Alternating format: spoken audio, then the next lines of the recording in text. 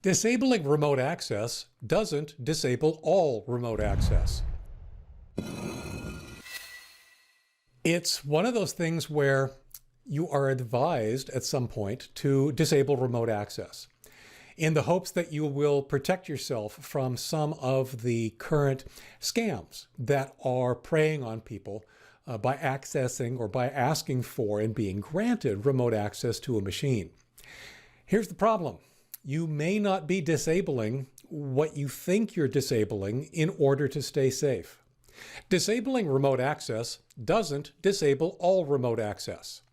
You can disable remote access in Windows, but don't be fooled.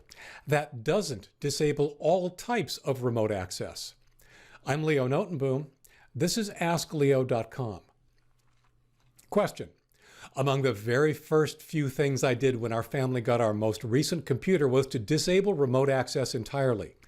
I no longer remember how I managed to do this, but that's just as well because I wouldn't even dream of re-enabling it. That's a comment I received from a reader relating to the pernicious tech support scam, where scammers call you, say they've detected problems originating from your computer, and offer to fix it for you, perhaps even for free, if you'll just give them access to your computer. Disabling remote access in Windows does not disable this kind of remote access. I'll review the setting in Windows and compare it to the types of remote access more commonly used by scammers. And of course, I'll review what you need to do to stay safe. There's a good chance it's something you're doing already. Summary. Windows Remote Desktop allows remote access to your computer, most easily from a machine on your local network, without anyone needing to be at the machine. Windows Remote Assistance allows you to give helpers access to your computer. Many other remote access tools exist but are unaffected by Windows Remote settings. Skepticism is the most important protection.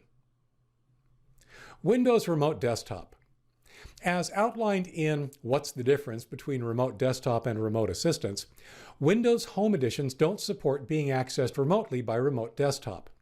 In other editions of Windows 10, search for Remote Access or Remote Desktop Settings and click on the latter when it appears.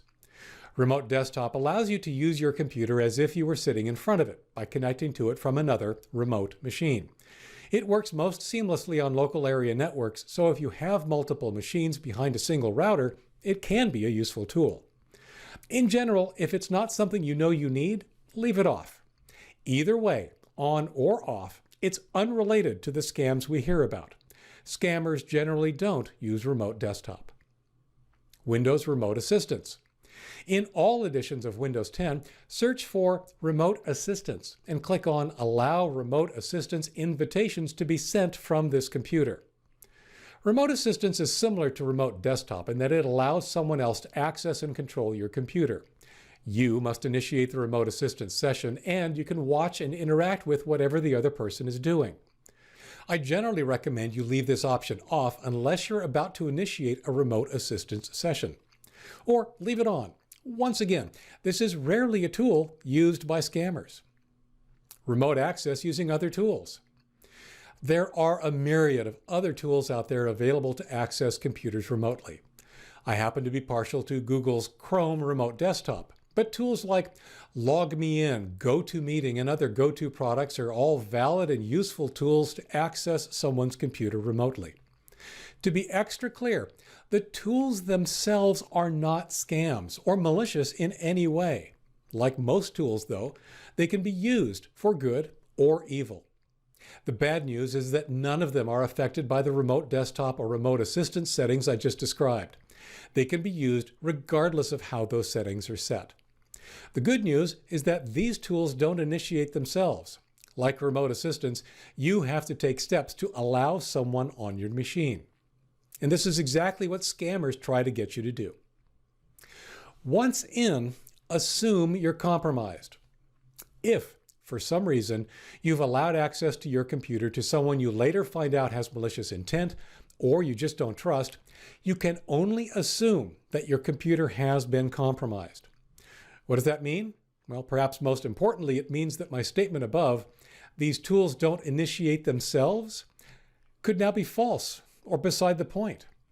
Once someone with malicious intent has accessed your machine, they could install or otherwise enable tools to allow them remote access at any time without your needing to do a thing. At that point, you can only treat your machine as fundamentally untrustworthy due to malware. The solution is simple. As I said, you need to take steps to allow someone onto your machine.